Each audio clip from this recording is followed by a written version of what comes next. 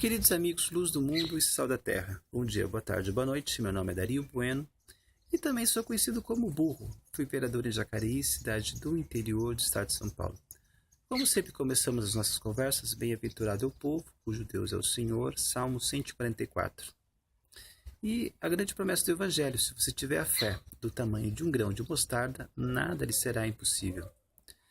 E um grande presente de um grande amigo meu, né? Oséias capítulo 4, versículo 6, por falta de conhecimento, foi destruído meu povo. Estamos falando sobre fé na política, e entendo política como cuidar da cidade, e fé.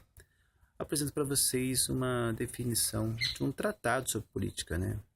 É o livro A República de Platão, em que Sócrates afirma que a fé é uma das etapas do conhecimento, né? Então, fé é você transitar da aparência das coisas para a essência das coisas, né? Ou seja, você transitar do visível para o invisível. E assim, para você fazer isso, né, esse exercício, porque as aparências elas sempre são confusas, né? E você tem que se permitir sempre reavaliar e continuar apreciando para confirmar se aquilo que se apresenta, né, é exatamente aquilo que você está percebendo, né, se aquilo lá não está sendo, né, misturado com outras questões, né? Então, assim, o ser humano, né, na Grécia, não só na Grécia, né, mas desde a antiguidade, ele desenvolveu vários caminhos de raciocínio, né? A lógica e a dialética, né? Então, assim, através da lógica, você vai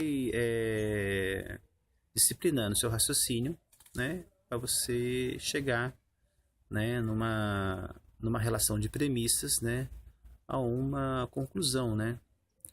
E a dialética, ela trabalha, né, assim, com uma outra maneira de raciocinar, né, relacionando termos opostos, né. Então, assim, você afirma uma coisa, você se depara com uma afirmação e você nega essa afirmação.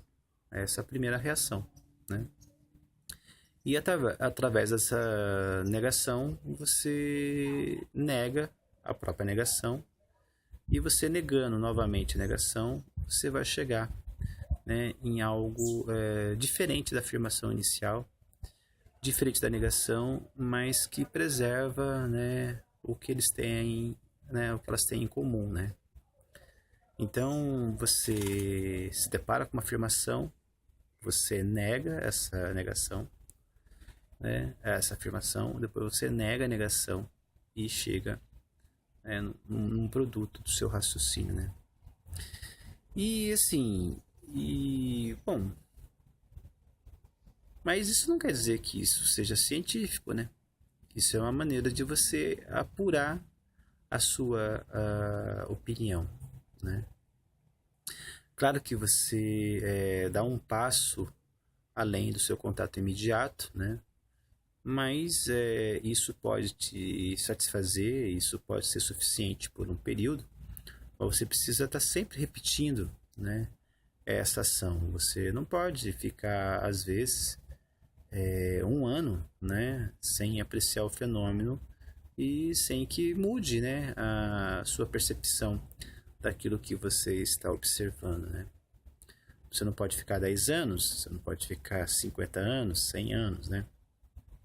E aí a gente tem que ver que, assim, esse tem que ser um exercício contínuo. Você não pode pegar uma afirmação, por exemplo, de Marx há 100 anos atrás, há 150 anos atrás, há 200 anos atrás, né, dos seus marxistas, né, as pessoas que são devotas de Marx, e achar que o mundo é a mesma coisa que eles viram, né?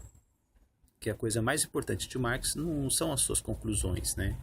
Embora muitas delas tivessem sido contempladas, né, pelos acontecimentos, né, muitas não foram, né? Muitas poderão ser, até poderão ser, né? Mas a gente precisa, né, perceber que esse exercício tem que ser feito com os dados que estão disponíveis, né? E esses dados estão disponíveis, Marx procura na história. Mas a gente precisa lembrar que a história, né, não são dados muito precisos, né, porque a gente tem acesso ao que foi registrado, né. Se a gente for rigoroso com a definição de história, é aquilo que está documentado, né. A gente precisa, né, não ter a ingenuidade que as pessoas foram totalmente sinceras na documentação, né. A gente precisa também entender que as pessoas não foram totalmente minuciosas, né, no registro, né, dos acontecimentos, né. E a gente precisa entender também que as pessoas, no momento de registrarem aquilo tudo, né, ela tinha seus interesses, né, que poderiam interferir, né, na decisão do que seria registrado ou não registrado, né? Então, a história rigorosa ela já é deficitária como um apoio para suas conclusões, né? E assim, e se você for considerar a história aquilo que é transmitido de maneira oralmente, né? Também é mais impreciso ainda, porque as mesmas motivações, as mesmas variáveis que dificultam a certeza de um registro, também dificultam, né, a certeza da testemunha, né? Então, assim, e ainda o documento ainda não tem o fator tempo interferindo na memória, né? E a pessoa, né, o depoimento de uma pessoa, de uma testemunha, ainda tem a questão da memória, né, no tempo, né? Então não dá para você considerar científico uma metodologia que se baseia no relato de terceiros, né? Você percebe isso? Então, assim, não pode ser científico, né? E não só isso, os acontecimentos não são claros, né? A gente vê aí né, a última instância da sociedade que a gente deposita toda a nossa confiança e desfecho para os conflitos, né? Que essa é a real função do judiciário, né? Que é colocar a última palavra sobre os conflitos, né? E nosso contrato é aceitar a última palavra do juiz para que a sociedade mantenha o mínimo de harmonia necessária, né? Assim, a gente questiona, a gente duvida, né? O Supremo Tribunal Federal, a gente duvida das intenções desse Supremo, né? Então, assim, advogados contestam a ação do Supremo, né? Não que, assim, não que seja errado contestar. Eu estou querendo dizer que, assim, em última análise, né, a gente aceita, né, o veredicto de um juiz da primeira, da segunda, da última instância, mais por convenção, né, mais por convenção do que ter ali, de fato, né, a certeza dos acontecimentos, né? Então, é esse cuidado que a gente precisa ter, né? E a política, ela não é precisa, né? E a democracia, ela é justamente esse espaço da contestação, né? E a gente precisa entender que a gente precisa se organizar, né? Porque a gente tem um mecanismo, né, das eleições, né? E a gente precisa entender que a União, né? A gente está muito preocupado ali, as emissoras estão muito preocupadas, né? A crise está muito concentrada, né, no segundo mandato da presidente Dilma Rousseff, né, no governo federal, né? Mas a gente precisa entender que o Brasil, a União, né, ela é composta não só, né, do governo federal, ela é distribuída, ela é fragmentada, articulada, né, entre 5.570 municípios, né? E as pessoas estão discutindo novas eleições, né? Além de pensar no custo altíssimo que seriam novas eleições, né? E a confusão que isso daria, né? Mas as pessoas que clamam por isso, elas estão se esquecendo que esse ano tem as eleições, né? E são as eleições mais importantes, porque a gente vai estar aperfeiçoando a administração pública, né, na essência da administração, que é na sua menor unidade administrativa, né, na sua menor unidade federativa, que são os municípios, né? Então a gente está tão distraído com essa questão do governo federal, né, do Congresso e tudo mais, né, das imprecisões institucionais nessa esfera, mas a gente precisa ver que essa imprecisão dessas esferas, né, elas são consequências, né, de 5.570 municípios que acabam também, né, falhando, né, e poderiam deixar de falhar, né, mas deixariam de falhar por conta, né, da nossa participação, né.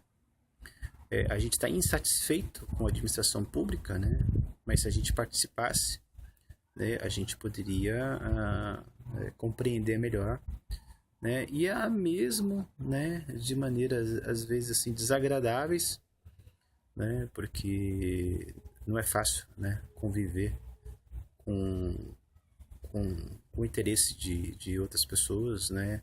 É difícil tolerar, às vezes, né, a agressão de outras pessoas, mas se todos os municípios exercitassem, né, o seu aperfeiçoamento, né, a gente teria menos problema na esfera federal, né? E, assim, está na mão, né? A gente tem aí municípios com... Está nas nossas mãos, né? A gente tem municípios aí com menos de 1.000 habitantes, né? E assim, e por menor que sejam os municípios, né, o mínimo de vereadores que eles têm são 9 vereadores, né? Todas as câmaras são compostas por 9 vereadores. Isso para garantir uma diversidade de opiniões, né? Porque são nas câmaras municipais que deve haver os debates, né? E os vereadores de hoje serão, né, contemplados, né, com cargos maiores depois, né?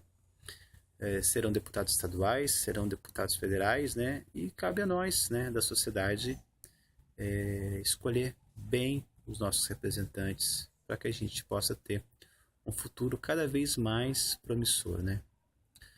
E assim, a gente só aperfeiçoa a política participando. A gente só vai aprender a debater política debatendo, né? Esses ânimos acirrados é uma questão de ânimos, uma animosidade acumulada, né? E temos as eleições esse ano, né? E a gente vê aí a fragilidade do executivo em discutir com o Congresso, né? A gente percebe que o Congresso disciplina, né, qualquer executivo, né? E se a gente não preencher o legislativo com pessoas mais comprometidas com a coisa pública, né, a gente vai ver esse jogo de chantagens, né? A gente vê a comissão do impeachment, né, mais da metade dos membros dessa comissão são pessoas questionadas pela justiça, pessoas suspeitas, né, de má conduta, né, no poder público, né? Então, a gente pode estar depurando isso, né? E não precisamos de novas eleições para presidente, né? Nós temos as eleições para 5.570 prefeitos, né? E uma infinidade de legisladores, né? Então, gente, é isso. Cara até para todos vocês, né? Isso é Graça e Verdade. A gente continua falando com respeito e doçura sobre esses acontecimentos políticos, né? Aí, né? Vamos raciocinar melhor, né? Seja pela lógica, seja pela dialética, né? Mas sabendo que os dados são imprecisos, né? Mas vamos pedir por isso mesmo, né? A inspiração do Espírito Santo. Vamos vigiar e orar como ensina o Evangelho, né? Porque é do Pai, né? O universo, né? O dinamismo é mais elevado à honra, né? Assim seja, pelo bem do nosso querido Brasil.